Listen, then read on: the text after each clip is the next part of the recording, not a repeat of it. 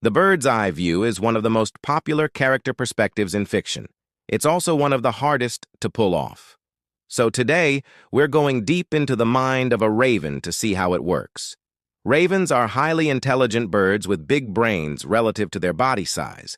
They have excellent memories and can plan for the future, but they also have some pretty weird quirks, like they're prone to bouts of uncontrollable laughter, which researchers believe might be a sign of insanity.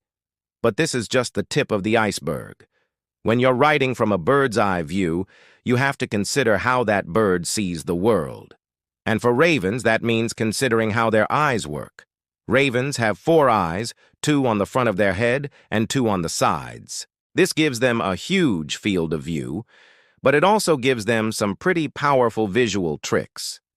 See, most birds can only see in the daytime, and they have 3 color receptors in their eyes, meaning they can see in color but not nearly as many colors as humans. But ravens, they're special. They have 4 color receptors, meaning that not only can they see in color, they can see more colors than we can, including ultraviolet.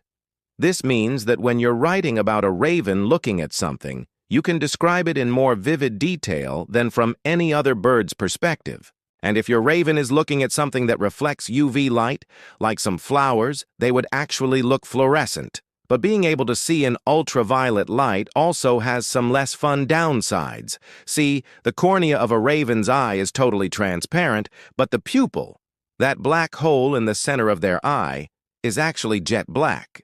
This means that if there's a bright light, say from the sun, shining right in their eye, it can actually reflect and create a blind spot in that eye. And because their eyes are on the front of their head, they can't really turn their head to see around it either. So when a raven is taking off or landing, it's a lot like a helicopter trying to land in a bright sunlight. The pilot has to do a lot of compensating to keep from getting blinded. And that's exactly what ravens have to do when they fly.